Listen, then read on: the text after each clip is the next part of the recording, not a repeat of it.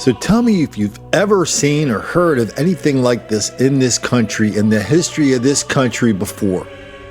We've got reporters and public officials and fellows and their lovely ladies and the talking heads and all their friends all over the country talking about white people wearing MAGA hats, roaming the country, attacking black people, threatening them, putting them down, just generally lavishing them with white racism all the time, everywhere. That explains everything. And when you ask for an example, the big columnist for the Philadelphia Inquirer can come up with is a chick who drowned her own kids like 20 years ago. What was her name? Susan Smith? I don't even know what that has to do with anything, but that's it. That's the example. And nobody even asks for examples because everybody knows there are none. But then you flip it around, the examples of black on white violence, black mayhem, black chaos, relentless, out of proportion, nonstop. And we just keep giving one example after another, whether it's black on white murder or mass shootings or ridiculous levels of crime in these convenience stores or home invasions or attacks on police, one after another. Boom, boom, boom. Every day it's like hitting a speed bag. And people just look at it and go, Colin, I don't see any pattern there. Why are you talking about this? You've got the patterns, and people say there's no pattern, but then there's no pattern, and people insist that there is a pattern. All I can tell you is I'm willing to sit here with my videos one after another and compare them blow for blow, point for point, episode for episode with anybody in this whole damn country who wants to tell me a fairy tale of Trump people, MAGA hat people running around, beating the hell out of people, just like supposedly happened with Jussie Smollett. And the latest two examples are from the schools. Chocolate schools in Louisville, chocolate schools in Mobile, Alabama. The black violence in both schools directed at teachers. This is today, okay? This is in the paper in the last day or so. This isn't something that happened in 1995, 1955, 1492. No, this is in the last 2 days. Two stories. We've done stories like this all over the country. Exact same story. Black violence in schools, out of proportion, out of control. And all the reporters looking and just going, what, Colin, I don't see a thing. Well, take a look at this and tell me how much longer you can ignore it. 4 JCPS schools are under fire today, facing a lawsuit that alleges the students and staff face unsafe, hostile work environments. Wave 3 News education reporter Sarah Rivest live from West Market Street, where she just heard from the 6 people making those allegations. So, Sarah, this is really emotional. Oh, absolutely, John. Some of these issues started over 5 years ago, but the pain is still very fresh for those involved, and it's bringing up major emotions for them to talk about it. 4 different schools are named in that lawsuit: Jeffersontown High, Coleridge Taylor Montessori, Seneca High, and Fern Creek High. 2 current staff members at Fern Creek are suing over the district's response to the September 2014 shooting at the school. They say little has been done to protect them and the students since, and they live every day afraid for their lives. Yes, we had a shooting at Fern Creek High School. We don't have any more secure doors, no alarms, no metal detectors. And why is that? Why is it that we are expendable as people? I don't understand. Those staff members still work at Fern Creek, but others say they were forced to retire. And another teacher says she's out on medical leave due to PTSD from what she experienced. Well, a safety alert for you tonight. 3 staff members have been attacked at Mobile County schools, and at least 2 guns have been confiscated so far this year. NBC 15's Nicole Fierro spoke to parents who say the recent reports of dangers on campus have them worried about their kids' safety and teachers. She joins us live now from Davidson High School, where a teacher was attacked this morning. Nicole? Kim and Greg, these recent teacher and administration attacks, coupled with the reports of 2 students caught with guns on campus this week, have parents saying enough is enough. Students at Davidson High School say chaos erupted right before 9 a.m. They tell us a female teacher was choked and punched by a special needs student in the science wing. She was screaming for help in the hallway, and that's all we heard. Officials with the school district say at the start of this week, a parent lunged at an assistant principal at Baker High School, sending both of them to the ground. Ain't nothing like it used to be. They used not to have all this. Parents are perplexed, especially after hearing Williamson High School's principal speak out just last week about his attack. Principal Kervin Lang opened up to us last Monday about a fight that broke out on his campus in January, involving current and former students. One he didn't start, but was injured trying to stop. I'm recovering right now.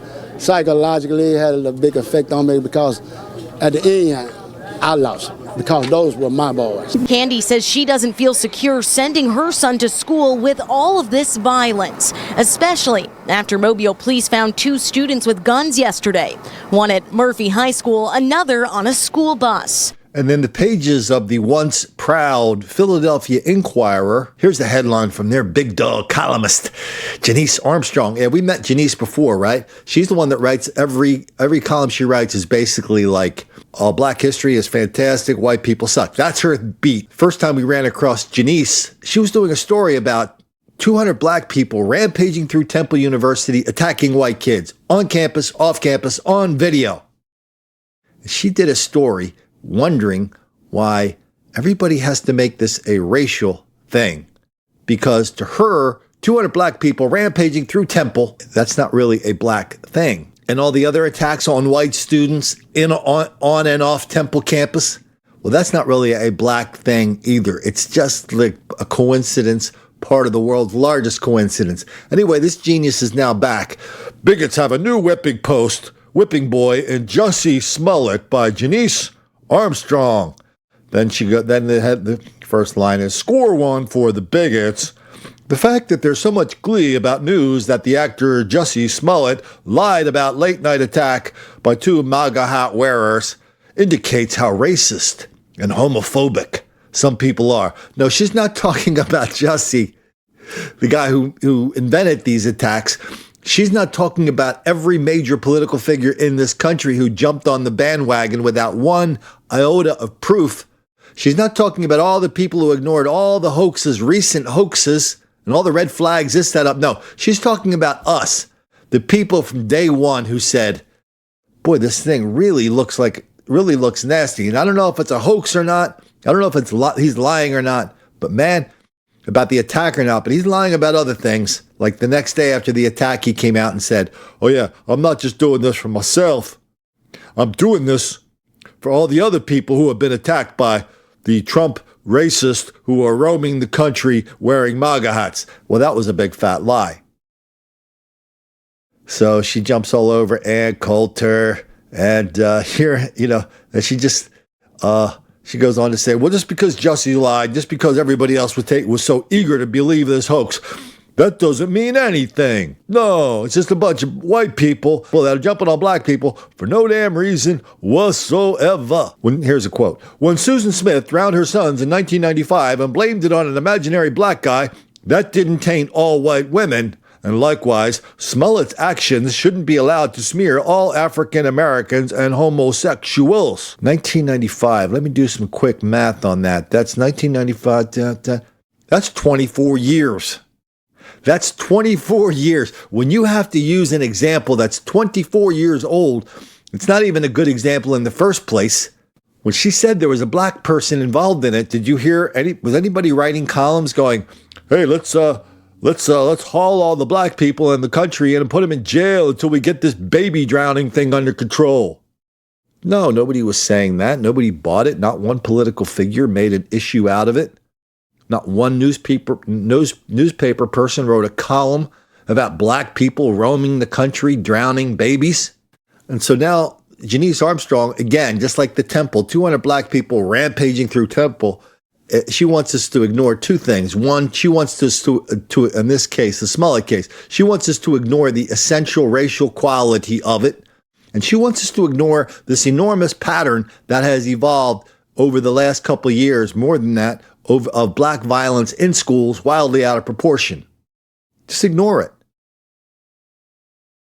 Ignore the patterns. Ignore the pattern of Louisville, where the teachers have PTSD. We've been talking here about teachers with PTSD for a long time. Whether it's Baltimore, St. Louis, Chicago, now it's Milwaukee. All over the damn country, teachers are under attack. If somebody wants to tell me how the public atmosphere for race can get any worse now, I mean, these people like Janice Armstrong, the CNNers, the MSNBCers, the people at PBS, NPR, ABC, NBC, you know who they are, all the major papers, all the major networks. They just simply will not allow anyone to challenge this idea of relentless white racism and relentless black victimization without subjecting them to a level of scorn that few are in a position to withstand. Please, sir, I want some more. Well, you and I are going to withstand it. We are going to fight the greatest lie of this generation, the greatest hoax of our lifetime, the myth of black victimization that we're seeing every day. It just keeps coming more and more and more. And more fingers are pointing at more and more innocent people as being bad people for noticing. We're going to fight that. We're going to fight till we win, because we know truth is stronger than a lie. We know these lies cannot withstand the scrutiny, which is why they don't let the truth on TV. Which is why people like me get kicked off of iTunes last week. Why I got suspended from Facebook for another 30 days last week. If what we are saying is so wrong, how come nobody comes forward and says, look, Colin, there's no pattern in Mobile and Louisville. That's no pattern. That's just a coincidence. And just because they've had the exact same problem in every damn school district in America, that's just a coincidence, Colin. It's either a coincidence or it's all about white racism. So get over it. I was just talking to a person, a friend of our family.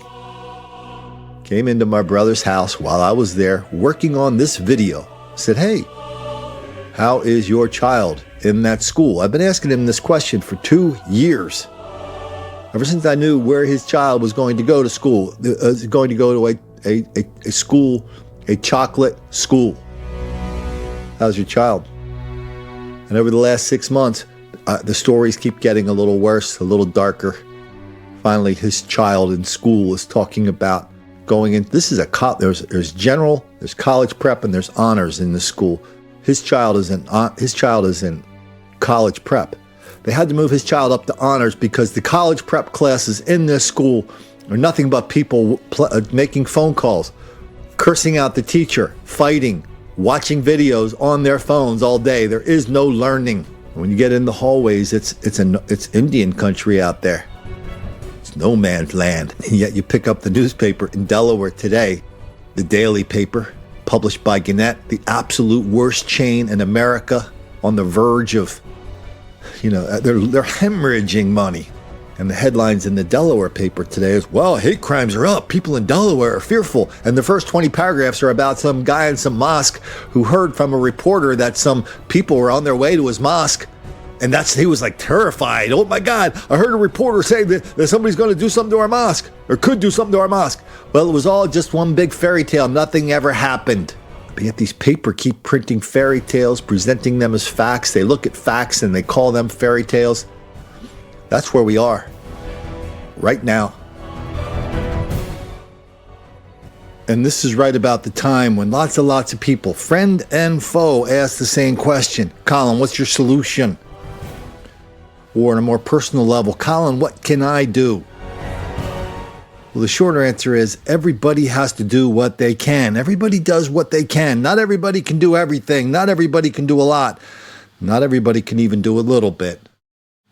If you're sitting in a cubicle, cop, fire, EMT, you're a teacher, You've got a human resources department breathing down your neck every time you're watching a video of YouTube involving some of the fellas wreaking havoc, mayhem, and violence and murder all over the country. I don't want you losing your job over this. Okay? If you want to lose your job, just go in and tell your boss he's a no good SOB and he can go to hell. Then you'll lose your job. That's on you. I don't want it being on me. I want you to take care of yourself and your business and your family and keep that a priority. Boy, it's amazing how many people I've had to talk off the ledge on this exact topic. But that question remains. So what can you do? Well, let's talk about some little things. Share, like, subscribe, comment. The algorithms that control all of our lives now, even though they're marginalizing us and shadow banning us and removing us, yes, we still have to deal with them. We're still living in the real world with these algorithms, and they need to see those signals that people are interested in this material. I don't care if that's Twitter, Facebook. I don't care if that's the people posting these videos on YouTube or over at minds.com/Colin Flaherty. By the way, I don't know why people make a big deal about this. I get emails from people, half a dozen a day. People are unhappy with Minds because they have to sign in with a username and a password, and there's some crazy reason they don't want to do that. Okay, I'm going to ask you to do that, okay? That's how they roll. If you have a better idea than Minds.com, please let me know. We're doing the best we can with what we have under very difficult circumstances. So figure it out. The stakes here are enormous. And if you can't figure out how to sign into Minds.com, or you can't get it into your mind that signing into Minds.com is going to take too much effort, or it's some kind of master plot, come on, we've got bigger fish to fry. We're fighting the greatest lie of our generation, and you're sitting there worrying about whether you can sign up for Minds.com or not? Come on, sign up for it. Get these videos. God, good Lord, no wonder the greatest lie of our generation has been running down the field. Nobody coming close to tackling it. We're sitting here worrying about signing up for Minds.com. Okay, here's something else you can do. If you're done, when you get past that, the sharing, liking, subscribing, commenting, a lot of you guys do this now. You see a story, you send it to me. Man, today I probably got 100 people, 100 emails and comments over at Minds.com and Facebook and here or there, talking about talking about the guy that was setting people on fire. Boy, if you haven't seen that video, stop this podcast right now. Go check that video out. It's on my Minds.com channel. Yes, you are going to have to sign in. It's a picture of a fella in a place in Palestine, Texas. He just went in and robbed the place. He tied up the two female clerks with duct tape. So you see the video, they're on the left. They're kind of tied up. They are tied up. But then you see him with a can in his hand, a white can. And all of a sudden you realize that is the can full of lighter fluid for starting a charcoal fire. And he is waving the can up and down, side to side, so he can soak these two women who are bound and gagged on the floor, so he can soak them in lighter fluid. And when he's done with that, he makes a little trail out to the cash register, about 10 feet long, and he puts a match on the end of the trail of lighter fluid, thinking that, like the movies, it'll just like lead back to the women and set them on fire. Well, that didn't happen. So he took his lighter and he went back to one of the women, gagged and bound with duct tape, and he set her on fire. And for the next, I don't know how many, I didn't count the seconds. You know what it seems like? When you see somebody like burning up for like 10 seconds, it seems like she was burning up for about 10 hours. And to her, it must have seemed like 10 years. She's burning. Her face is on fire. Her hair is on fire. Her jacket's on fire. All because a fella did that to her in Palestine, Texas. And we're all supposed to sit here and go, that's unrelated to anything.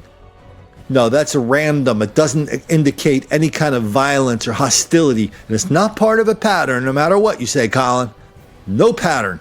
No pattern of violence, white on black. No pattern of violence, people going into grocery stores.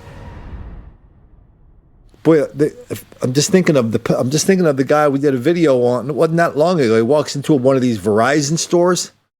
There's a very pregnant woman behind the counter. He's sitting there talking to her, just for a couple seconds. He's sizing her up. Next thing you know, he's beating the hell out of a white pregnant woman, just beating the hell out of her. And so as we used to talk about with Marlon Newbern, we don't just talk here about the quantity of violence wildly out of proportion, black on white versus white on black. We talk about the quality, the sadistic quality of the violence.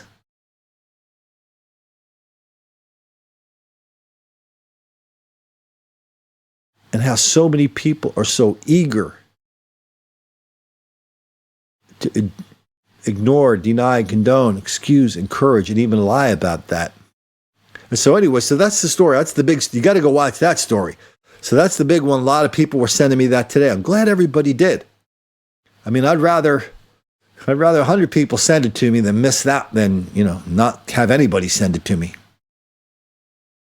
And if you see other people talking about that story on some forum you're on, maybe it's in your hometown paper, maybe it's at a talk station, maybe it's at a Sean Hannity or a Michael Savage or a Ta-Nehisi Coates' web, Facebook page, whatever he's up to these days, just clip that URL to that video that we posted here and just slap it on there and say, oh, you guys got to see this. You could do that too. People are doing that. I mean, I'm just telling you what people are already doing and what works. I mean, how do you think I got on Sean Hannity a couple times? How do you think I got on Alex Jones a couple times? Jim Bohannon, lots and lots of national shows, hundreds and hundreds of local talk radio and TV. Most of them, it's because people like you figured out who your favorite person was. If it's a Sean Hannity, you just figured out who. You looked at the show on their webpage. You figured out who the producer was. You sent the producer an email saying, you got to talk to that Colin Flaherty guy. Yeah, you got to do that. That's how it works.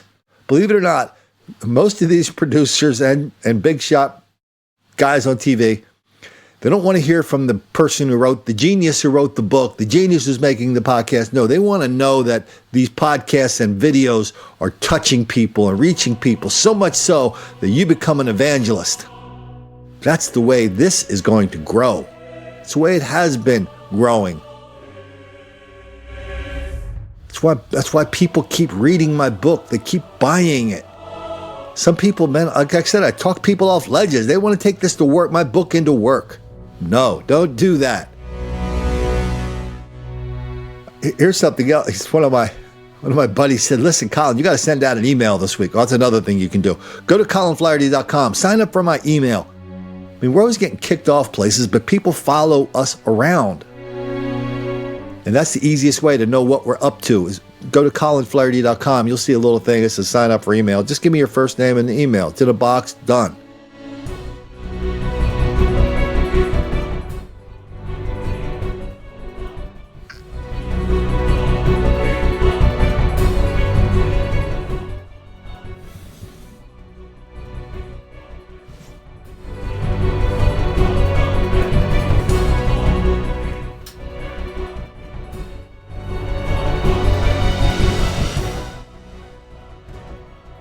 Anyway, back to what my buddy's suggestion was. It's a great suggestion. He said, listen, ask your people who listen to your podcasts and watch your videos and read your book, ask them to buy that book again and give it to somebody, but not just a friend. Give it to a reporter, a public official, a talk radio producer. Just get it from Amazon. Send it. You could do that.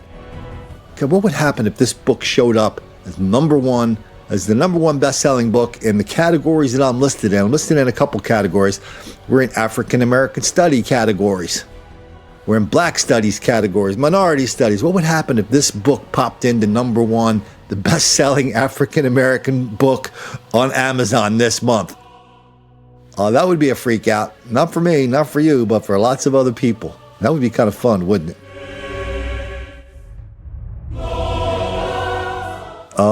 So these are all things you can do to make a difference. Yeah, you want to do one thing to change the world. Okay, maybe that's not it. We're not going to do that in one email. We're not going to do that in one podcast, but we're going to keep moving the dial. Click, click, click. We're just going to keep going. We're not going to let anybody stop us. We're not going to let YouTube stop us, Facebook. I don't care. We're just going to keep going. We're going to keep telling the truth. We're going to keep chipping away at this mountain of denial, deceit, and delusion with one piece of truth after the next. One day at schools, Mobile and Louisville. You know, you guys remember, God, I can't forget these videos. I can't forget them from the first time I saw them. The video of the guy in Baltimore, the Baltimore teacher. They went in there and talked about all the attacks on Baltimore teachers. 4 a day. You hear that? You heard that right. 4 teachers are attacked in Baltimore a day. They visited one of them. The guy basically, like he said, he says he like lives in this little apartment in the dark. And when he does go back to school, on the infrequent occasions he is able to teach, as soon as his class is out, he closes the door and he puts the shades down and he starts to cry. That's PTSD. It's PTSD from being exposed to long-term black harassment, threats, and violence at teachers. Had the exact same story in St. Louis, exact same story in Green Bay, exact same story in Milwaukee, exact same story in Philadelphia. I'm thinking of the guy with the fractured skull. Exact same story in Brooklyn. Exact same story in Washington, D.C.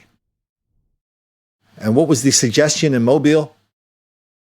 What are they going to do for the schools in Mobile? You know, the standard prescription is we got to get more black teachers in there, Colin, because white teachers don't know what you mean when you say, "What's up?" Yeah, that was the head of the Baltimore Teachers Union who said that. What was their prescription down in Mobile? Oh yeah, let's get some more metal detectors in our schools. Metal detectors. Do you think they taught that at Teachers College when you're reading all these textbooks? When the kids learning to be teachers, they get these textbooks and one textbook after another, whether it's sociology or teaching or psychology. It's amazing how similar the books are no matter what you put on the front of them. And the lesson of many of these books the teachers are using in their classrooms to become teachers is that black people are relentless victims of relentless white racism all the time, everywhere. That explains everything. And so ideally, the teachers will understand that, and that will help them teach these little victims better.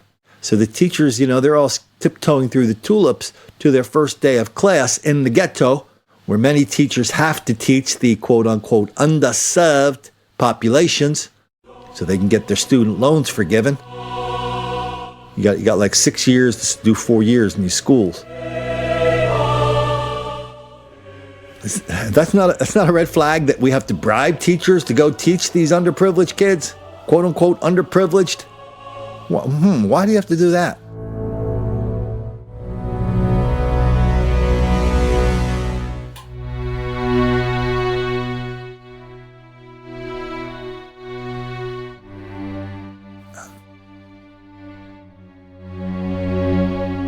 So we see these stories one after another. And these new teachers, they get fresh out of the school, the first thing they do is that it's total shock. I think the number in St. Louis is like 40% of the new teachers, they don't even survive a couple months. They're gone. And yet we start connecting these patterns. We see the same story all over the country. And now we turn the TV on today, and all we hear is Jussie Smollett. Yeah. Jussie Smollett was a bad guy. He may or may not have told a lie about, being beat up by a couple of white guys wearing MAGA hats. But he told the truth about, white people doing that all over the country, because everybody knows that's true. That's what we're hearing every day now. Every day. And so let's finish up this little part about what you can do. It all depends. You do what you can. If you can get in there and get a cup, my Denial, Deceit, Delusion cup, or a Truth is a New Hate Speech cup or t-shirts, you can find them at colinflaherty.com as well. Just look for the little tab that says merch. Click, you're there. And if you really, really want to keep, put some wind beneath my wings, go to my PayPal. Again, you can find that at Colin Flaherty, paypal.me/Flaherty457, or you can even get my address at minds.com/Colin Flaherty. You can get my address and send me a love offering there, as the Reverend Ike used to call it. We can do more. We can do better. You guys many of you are so generous with your time. You're so generous with the things you say about me. But really, I'm just the guy who sits here reading emails, and I look at the incredible stories you guys send me, and you guys are very good at pointing out the level of denial, deceit, and delusion attached to each story. So thank you for all that. Keep it up. Let's do more. We can do more together. All right, let's change gears up a little bit. We're going to stick with this old Jesse Smollett observation or two. But it's interesting that, again, when people talk about Jesse Smollett, there's always a comeback. And often the comeback is of the form of, what about that? The chick in the Philadelphia Inquirer, she said, what about Susan Smith in 1995? She drowned 4 people, blamed it on the black man. We don't condemn all white people for that. But the biggest comeback the comeback I see the most often is, what about Emmett Till? What about Emmett Till? And a lot of people may or may not know the bare bones of the story, but there's a bigger story here, and there's a more complete story that puts his story in a different light. And so Emmett Till, in 1955, what was he, 14 years old, 12, 13, 14, and he was in a store in, I think, Money, Alabama? Let me check that here. Money, Mississippi. And 1955, 14-year-old black boy visiting from Chicago walked in to buy candy after being accused of whistling at the white woman behind the counter. He was later kidnapped, tortured, lynched, and dumped in the Tallahatchie River. The murder of Emmett Till is remembered as one of the most hideous hate crimes of the 20th century, a brutal episode in the American history that helped kindle the civil rights movement. And the place where it all began is still there, still standing. And so this whole article is kind of, this is just published like a day or two ago. February the 20th in the New York Times. And so this was all just a reminder, and the Smollett stuff, we're all being inundated with what a hoax. A lot of people are starting to open their eyes up to the greatest lie of this generation, the hoax of black victimization. So the New York Times had to pull the Emmett Till card out. Remind everybody what an angel he was and what bad people there are down in Money, Mississippi. Well, that's, 1955 that happened. That's 63 years ago. But everybody treats it as if it happened yesterday. But here's the weird story behind Emmett Till, the story that I'm surprised most people do not know. So the story of Emmett Till, I'm not gonna go back to a published source on this. I'm just going to give you this from memory. So Emmett Till's father met Emmett Till's mother. I think he was 19, she was 15 or 16. And he was courting her very vigorously against the wishes of Emmett Till's mom when she was 16. Despite the wishes of the parents, Emmett Till's dad married Emmett Till's mom, I think in 1939. Emmett Till came along soon after. Soon after that, Emmett Till was out running around, staying out all night, and fooling, farting, fiddling around, playing silly games, gambling, drinking, womanizing. And Emmett Till's mom didn't like that. And whenever when she said she didn't like it, he would beat the crap out of her. So finally he did it one time too many, and Emmett Till's dad found himself in front of a judge, giving him the following choice. Son, you're going to go to jail for beating your wife. Or you can join the army. We got a war going on over there. We could use you. Use some fighters over there. Hold on, why don't you head on over there? What would you have done? He took the army. Emmett Till's father's in the army. He's running around Italy. He and one of his buddies happened to see an Italian girl or two. They raped them. Then they killed them. They killed them. They were tried and court-martialed and found guilty and executed for that within a few months. I think that was 1945, 44, 45. But here's why that's a bigger picture. So we're sitting here remembering what happened to Emmett Till and all those bad people that did all those bad things to him, and how those people and anybody who looked like the people who kills Emmett Till, we still have a bill to pay for all the stuff we've done to all the Emmett Tills of the world. Well, what if in Italy, what if they did that every year? What if they brought up the name of Emmett Till's father every year? Every time something was wrong in Italy, they would say, oh yeah, it was because of the Allies in World War II that were raping and killing our women. Then they had a big picture of this dead chick. Remember, that's what makes Emmett Till so iconic. His mom had an open casket funeral, and they took pictures of the body because she wanted to let people see what these evil people did to her son. What if we did the same thing to Emmett's dad and held him up as a symbol of evil in World War II, the way Allies treated Italian women? Would that be fair? Would turnabout be fair play there? Would that give us a good picture, fuller picture of black criminality during World War II? Or present? What if we used it as the present? What if we went back and say, hey, what about Emmett Till? He went and raped and killed an Italian chick. Anybody who's black should be ashamed every time they see an Italian person. No. Nobody ever talks about his dad.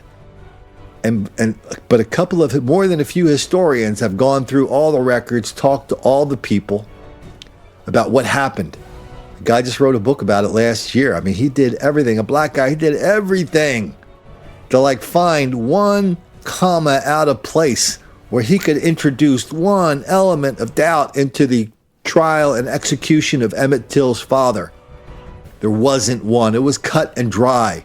Lots of witnesses, lots of grieving families. Yeah, just like the Till family here. The people his father killed in Italy, yeah, they're grieving too.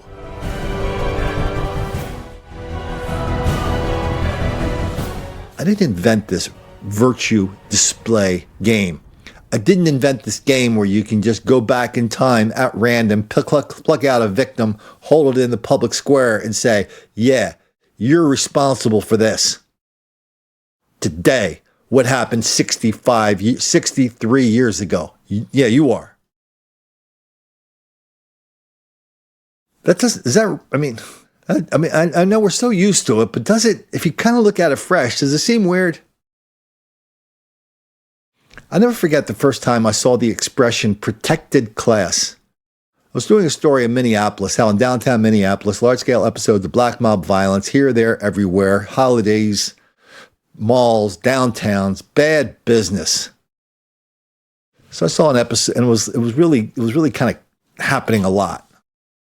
Of course, all the Minneapolis nice people were shrugging their shoulders, going, "Man, I don't know. I didn't notice anything about the race of the attackers." People in Minneapolis were calling me, going, "Yeah, Colin, I know exactly what happened. I actually went on a radio show, the CBS affiliate up there in drive time, and and sometimes the hosts are a little skeptical, and this guy was. It was okay. I was happy. I mean, I wasn't just talking. I don't go to places to talk theory. I like answering questions with specific examples. I don't do causes or solutions or big picture things. I say, yeah, Minneapolis, yeah, happened here, happened there, happened here, there, here, this trolley, the downtown, Hennepin, certain shopping centers.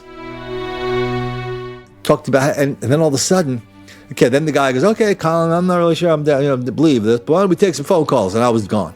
The next half hour, that station was hammered with phone calls from people that said, oh yeah, that happened to me. My son got the hell beat out of him by a bunch of black people in downtown Minneapolis, and I went to get the security camera tape. They wouldn't even let me look at it. Then another guy goes, yeah, it happened to me. Coming from a Twins game. They took a gun out. They said they were going to shoot us. Over and over and over. And finally, he kind of goes, okay, maybe something's going on.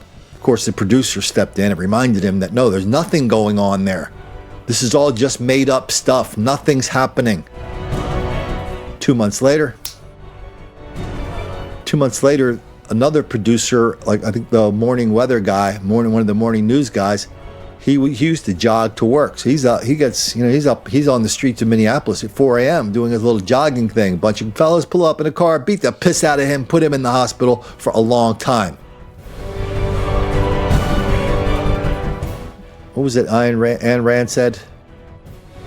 You can ignore reality, but you cannot ignore the consequences of ignoring reality. And so now in this Black History Month, everybody wants to remember Emmett Till, and all of a sudden it's like, oh no, we can't remember Jussie Smollett anymore. And what about those Covington kids? We know they were big fat racists. I mean, God, we just finished one hoax. And it's like, we just finished one hoax, and as soon as that was exposed as a hoax, every reporter, every black activist, every public official in America, it's almost like they put their begging bowl up, like I have in my videos. They put their begging bowl up and they ask one question. Please, sir, may I have some more?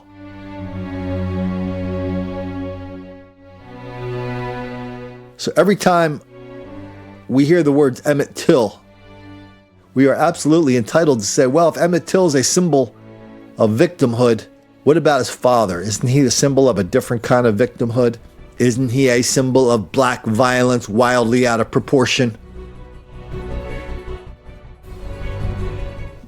That's fair. We did a story a few weeks ago that people still send me emails about and links to just to make sure we covered it. And we sure covered it. We covered it right away. We covered it a couple times.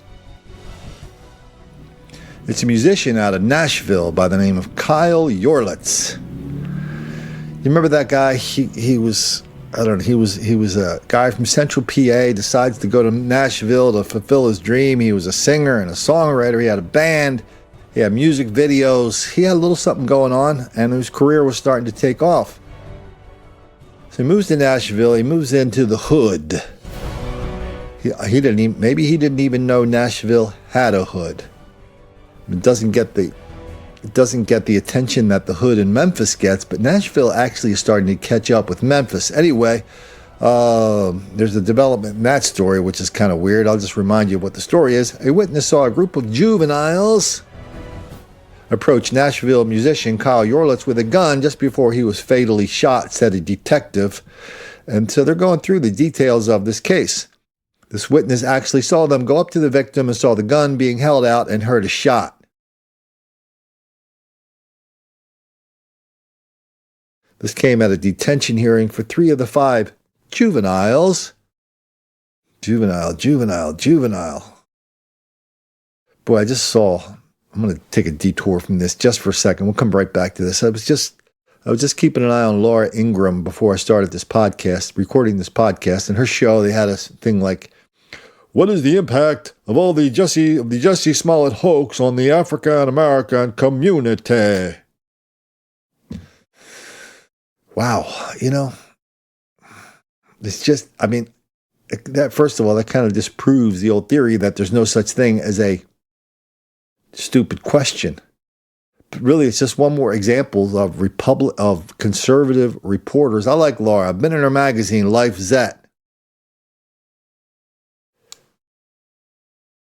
But here's the fact, is that conservatives just don't have the heart for this battle. They don't have the heart, the stomach to look this level of black violence, criminality, hostility in the eye and call it what it is.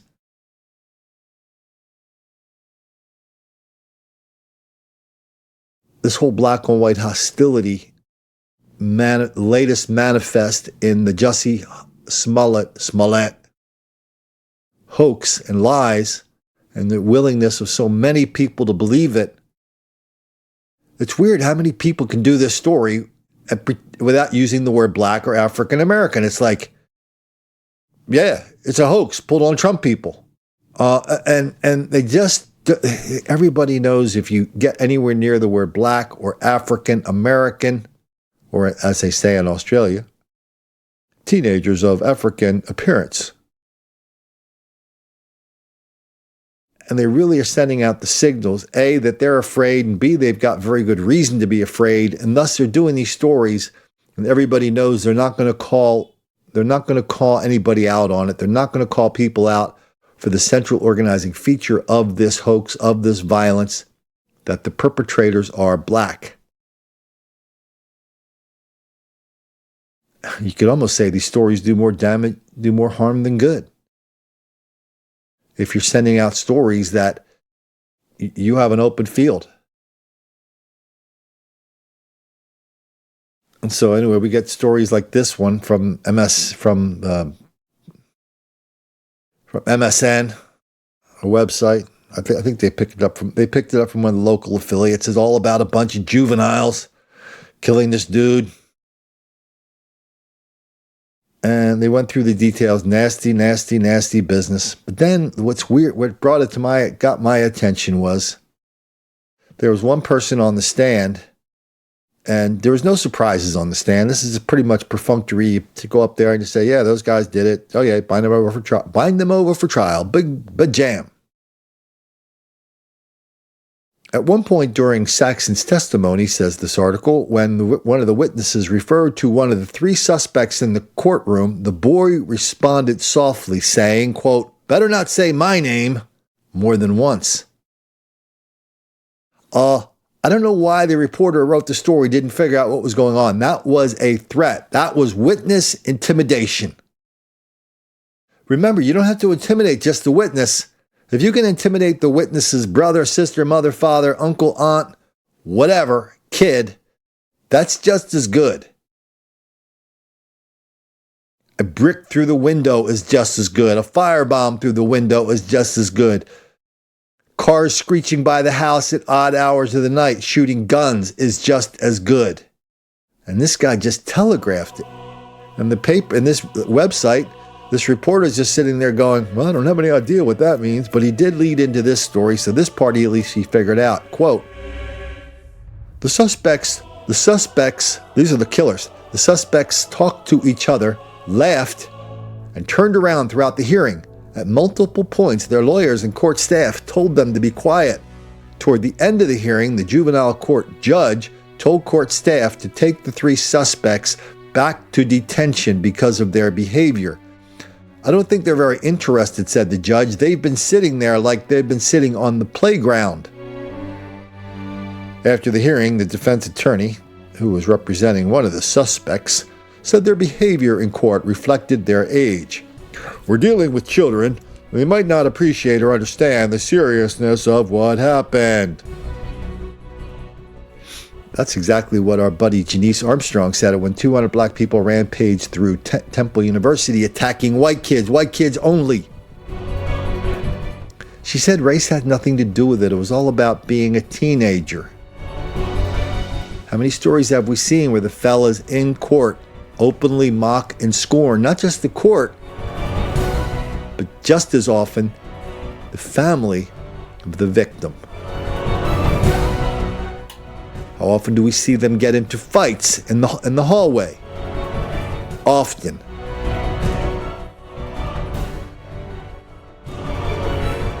And we're supposed to sit here and pretend that black on white hostility is not a thing? First they were robbing him, then they shot him and killed him. Then they go to court and they mock him and the judge.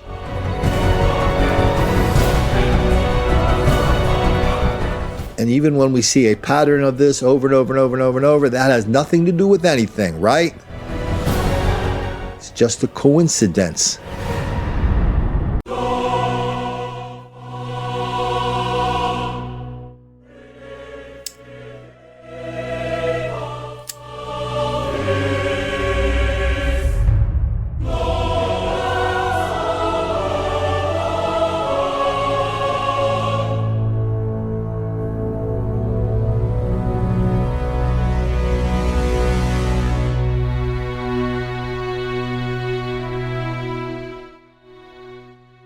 All right, let's wrap this up with just a reminder. If you guys want to make a difference here, now is the time. This is a white-hot topic.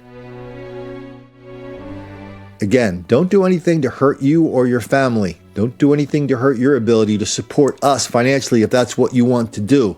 But if you do want to engage, there are lots and lots of things you can do. Small things, bigger things. Just do them. You'd be surprised. I'm just telling you. Sometimes I look out on this issue and it's like I see a field of grass. The grass is just sitting there, all dry, just waiting for somebody to come along and stick a match on it. I don't know what's going to be the match to let people know that there's something really weird, something poisonous, something cancerous going on in this country. And I don't know who's going to be the one to light the match. Maybe you.